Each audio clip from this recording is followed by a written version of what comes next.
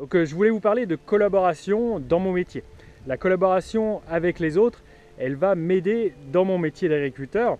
Là, je vais vous donner un exemple concret sur mon exploitation, mais vous allez voir plus tard qu'il peut y avoir plein d'autres domaines de collaboration auxquels je ne fais pas partie, mais dont je vais vous parler un petit peu plus loin dans la vidéo. Je vais faire partie d'un groupement de chambres d'agriculture. Nous sommes une quinzaine d'agriculteurs à nous rassembler, à se rassembler au moins tous les mois, à faire des tours de plaine, à regarder les parcelles, à voir l'état sanitaire, les difficultés qu'il peut y avoir. On va faire un tour de plaine chez l'un, chez l'autre, et puis on va se comparer, on va essayer de s'évaluer, de voir les marges de progrès qu'on peut avoir. On va comparer aussi nos chiffres, nos résultats économiques. On va pouvoir se placer, là encore, de manière anonyme concernant les chiffres, et on va pouvoir voir si on est performant ou pas trop performant. Donc ça permet vraiment de se situer et de ne pas être finalement trop perdu. Ça permet de donner des points de repère. Autre moyen de collaborer pour moi agriculteur, c'est d'adhérer à une CUMA, une coopérative d'utilisation de matériel agricole. La méthode consiste à se partager le matériel. Ici sur l'exploitation, on se partage juste un déboucheur de drain, donc un matériel qu'on utilise très peu souvent. Du coup, il n'est pas intéressant pour nous de l'acheter. D'autres exemples de matériel en CUMA sont principalement les moissonneuses-batteuses que plusieurs agriculteurs vont se partager. Comme ça, là, ils vont partager les moyens. Et souvent, c'est un objectif de réduction de coûts de mécanisation.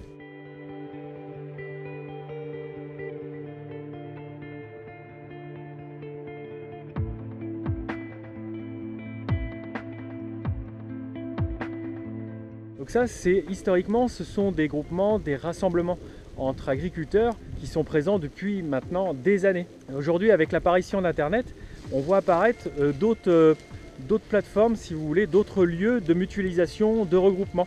Pour vous donner des exemples de collaboration, mais hors agricole, qui se passe sur Internet, vous avez le site Blablacar qui organise et qui partage des trajets en voiture. Ça permet d'optimiser, de remplir une voiture, de partager les coûts à plusieurs.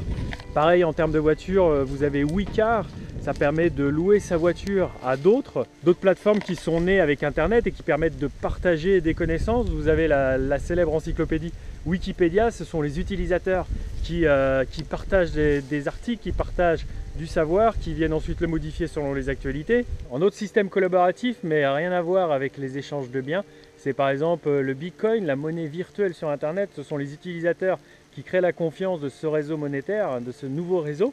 Dans le milieu agricole, donc, on a des sites qui sont quand même moins connus, des plateformes qui sont créées de collaboration, des sites collaboratifs mais agricoles. Donc j'ai été invité il y a quelques jours par l'association Co-Farming à la BPI à Paris. Je me suis rendu là-haut il y a quelques jours. J'ai pu rencontrer des entrepreneurs qui ont créé donc des sites internet collaboratifs.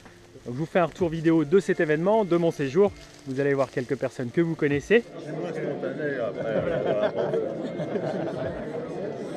Thierry, petit sourire.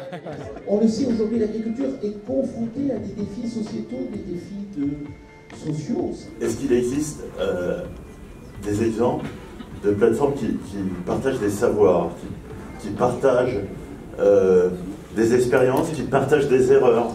Alors, est-ce que c'est facile? Oui.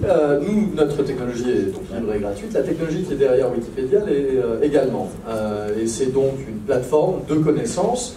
Il y a une autre plateforme qui s'appelle Quora, qui est en train de monter en puissance, qui est plutôt justement un partage d'expériences. C'est une plateforme de questions-réponses. Quora, c'est par d'anciens fondateurs de Facebook, d'anciens directeurs techniques de Facebook qui a monté aux États-Unis, tout à fait, et qui maintenant est disponible en français. En quoi le co-farming va modifier l'économie agricole, ou en quoi l'économie agricole va être modifiée par l'apparition des plateformes? Parce qu'on a des plateformes qui naissent et qui permettent une interaction différente entre agriculteurs, eh bien on va pouvoir gagner en compétitivité par acquisition de savoir-faire, utilisation de matériel agricole sans avoir à payer l'amortissement puisqu'on n'a pas acheté, on l'a loué, etc., etc. Donc on a ces aspects-là qui sont sortis. On a également l'aspect nouveau revenu. C'est-à-dire que si je loue mon matériel, j'ai une nouvelle façon de faire du revenu. Si je fais payer mes compétences, j'ai une nouvelle façon d'avoir du revenu. Et au travers de cette notion-là, il y avait l'émergence de la data. C'est-à-dire la data comme nouvelle source de revenus pour l'agriculteur. Qui me nourrit? Quelle est cette personne? Et finalement, c'est quel est l'humain qui me nourrit. Donc on recherche du lien. C'est ça. Et finalement, les réseaux sociaux sont des formidables outils pour recréer ce lien. Voilà. Alors pour moi, le co-farming, c'est un peu tout ça. Hein, je vous livre un peu tout ça. Ça permet de faire des choses en moins, c'est-à-dire avoir moins de charges, mettre peut-être moins d'argent, produire un peu mieux, avoir moins d'impact au niveau de l'environnement, mais ça permettra sans doute de faire plus d'énergie, parce qu'on aura encore plus besoin d'énergie pour le XXIe siècle, de faire plus attention à l'environnement, de faire plus de qualité, et donc, en faisant moins et plus à la fois, finalement, on fait mieux. Donc voilà. Donc je ne me rappelle plus du tout ce que m'avait dit Jean-Paul il y a 2 ans, mais voilà un peu l'idée, j'ai du co-farming aujourd'hui, et j'espère que vous aussi, vous en avez une belle idée. Merci. Merci.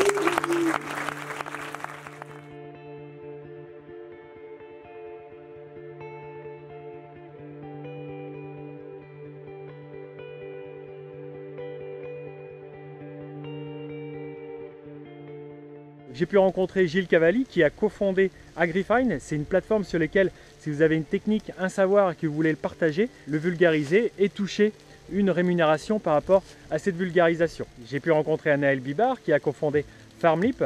Là, ça va être un regroupement pareil comme mon groupement d'agriculteurs avec la chambre d'agriculture que j'ai de manière physique, mais de manière avec Internet où on va discuter des techniques, de l'aspect économique, des pratiques de chacun. Michael Jacquemin qui a créé Échange Parcelles. Vous avez une parcelle qui est loin de vos autres parcelles, qui vous demande beaucoup de kilomètres. Vous allez pouvoir l'échanger avec quelqu'un qui en a une proche de chez vous et gagner comme ça en temps de travail et en temps de trajet. Laurent Bernet qui a cofondé avec Jean-Paul Hébrard, le célèbre journaliste, WeFarmUp. Si vous avez un matériel non utilisé sur votre hangar, le donner à être loué à d'autres agriculteurs. Et Idriss Aouriri qui a créé La Balle Ronde, une place de marché où vous allez pouvoir donner à vendre votre fourrage ou vous allez pouvoir aller trouver du fourrage, il vous manque de la paille, du foin, de la luzerne.